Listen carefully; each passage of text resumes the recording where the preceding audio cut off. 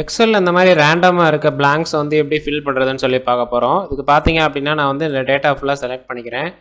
Select பண்ணிவிட்டு just Ctrl+G வந்து கொடுக்குறேன். G கொடுத்தேன் அப்படின்னா இந்த மாதிரி எனக்கு ஒரு டயலாக் பாக்ஸ் வந்து வரும். இதில் வந்து பார்த்தீங்க அப்படின்னா இந்த ஸ்பெஷல் அப்படின்ற அந்த ஆப்ஷன் வந்து செலக்ட் பண்ணுறேன். செலக்ட் பண்ணதுக்கப்புறம் பார்த்தீங்க அப்படின்னா இங்கே பிளாங்க்ஸ் அப்படின்னு சொல்லிட்டு ஒரு ஆப்ஷன் இருக்கும். இதை கிளிக் பண்ணிவிட்டு ஜஸ்ட்டு ஓகே கொடுக்குறேன். இப்போ பார்த்தீங்கன்னா என்னுடைய பிளாங்க்ஸ் எல்லாமே வந்து செலக்ட் ஆயிடுச்சு.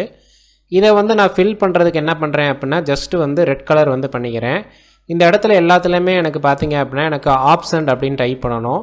ஸோ நான் என்ன பண்ணுறேன் அப்படின்னா ஆப்ஷன் அப்படின்னு டைப் பண்ணிக்கிறேன். ஆப்ஷன் டைப் பண்ணதுக்கப்புறம் இதோட கலரை வந்து நான் ஒயிட்டாக சேஞ்ச் பண்ணிக்கிறேன். சேஞ்ச் பண்ணிவிட்டு இப்போ நான் என்ன பண்ணுறேன் அப்படின்னா Ctrl+Enter கொடுக்குறேன். இப்போ பார்த்தீங்க அப்படின்னா என்னுடைய எல்லா பிளாங்க்லேயுமே வந்து ஃபில் பண்ணி ஆப்ஷன்ட்டுன்னு அதுவே வந்து டைப் பண்ணி கொடுத்துருச்சு. ஸோ இந்த ட்ரிக்கை யூஸ் பண்ணி நீங்கள் வந்துட்டு பிளாங்க் செல்ஸ் இருந்துச்சு அப்படின்னா ஈஸியாக வந்து ஃபில் பண்ணிக்க முடியும். இந்த வீடியோ உங்களுக்கு பிடிச்சிருந்துச்சு அப்படின்னா லைக் பண்ணுங்கள், உங்கள் ஃப்ரெண்ட்ஸ் அண்ட் ஃபேமிலிக்கு ஷேர் பண்ணுங்கள். நம்ம இன்ஸ்டாகிராம், ஃபேஸ்புக் ஃபாலோ பண்ணாதவங்க ஃபாலோ பண்ணிக்கோங்க. தேங்க்யூ ஃபார் வாட்சிங்.